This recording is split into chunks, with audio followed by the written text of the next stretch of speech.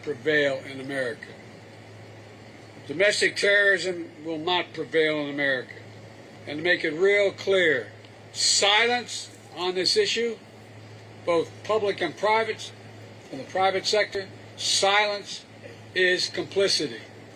We must not, we will not remain silent. I'll have much more to say about that later, but I did want to mention it while I was here. Ladies and gentlemen, you saw firsthand, and thanks to the press, the rest of the nation's got to see it.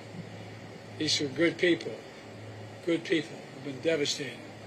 They need help. Imagine yourself in this position. Imagine you being in this position. Imagine you being the family that a tree that is about more than 100 feet, a gigantic tree, coming that close to taking out your daughter's bedroom and taking out your daughter in the process. You know, this is tough stuff. But again, if people know we're with them, they'll get through this. Just knowing we're not going to forget, and we will not forget. Thank you all so very much. I'll take a few questions. Yes, ma'am. Mr. President, are you disappointed that the governor didn't join you on your visit today and that his handling of your visit makes it seem like politics is getting in the way of your joint response to this crisis? Well, no, I'm not disappointed. He may have had other reasons, but he did help us plan this. He sat with FEMA and decided where we should go, where would be the least disruption. And I'm very pleased. The guy who we don't agree very much at all, the distinguished former governor and senior senator, he came, talked about to me and to you all about what an incredible job the federal government was doing, and I found that reassuring. And so I think we can pull all this together. I really do. You said in March that you would go to East Palestine, Ohio. You came here. How come you haven't gone to East Palestine yet? Well, I haven't had the occasion to go to East Palestine. There's a lot going on here, and I just haven't been able to break. I was thinking whether I'd go to East Palestine this week, but I then was reminded I've got to go literally around the world. I'm going from Washington to India to Vietnam and so it's going to be a while. But we're making sure that East Palestine has what they need materially in order to deal with their problems. Yes. Mr. President, are you confident that there will be enough money to deal with this disaster and the other disasters that have happened and will continue to happen around the country? The answer is I'm confident because I can't imagine the Congress saying we're not going to help. There are going to be fights about things that don't relate to this, trying to connect this to other money or not, but I think we'll get through it. I just can't imagine people saying no, they're not going to help. Well, ladies and gentlemen, oh, I'm sorry. I wasn't even supposed to take the questions now. Mr. Mayor, I apologize. The podium is yours, Mr. Mayor.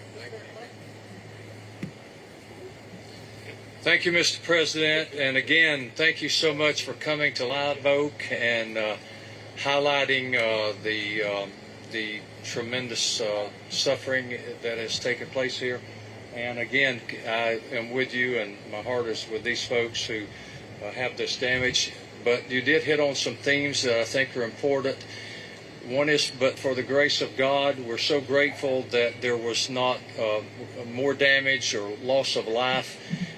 These kinds of things we can replace. People will get back to normal, and things will move on. And we're just so grateful that people are safe here in our county. You also mentioned something that my wife said to be sure to say, and it's already been said, and that is neighbor helping neighbor. And we've seen so much of that, that each one helping another, and it's very important and very impressive to me. And then the third thing that you hit on was thanking all those who have responded. First responders, I mean, we could just go down a long list. Federal government, the state government.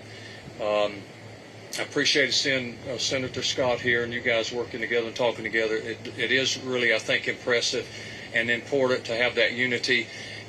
We've had local response, our local people, and then we've had numbers of linemen come in, and we've had a number of other first responders and so forth, and many volunteers, people who come for free just to help to get this community back on its feet. We're so grateful for those things, and you hit on all three of those, and I'm thankful for you doing that, just to let people know that type of thing is important. We see that here in Live Oak, and again, we're so thankful for people who have helped. I did want to point out, Mr. President, this is an historic site. The old Douglas High School, named after the abolitionist Frederick Douglass, was located here and had to be torn down a number of years ago because of asbestos and other issues. But the Douglass Center it remains, and it's become a symbol here of pride for this community. So we're in a good place here today, and I'm glad this is where we could hold this event today. And thank you for coming here. And again, thank you so much to the First Lady for coming with you. I'm sure she could have done a lot of other things, but she's kind of like my wife. When I go somewhere, I like for her to go with me, even if it's to jump in the car and go out to Walmart.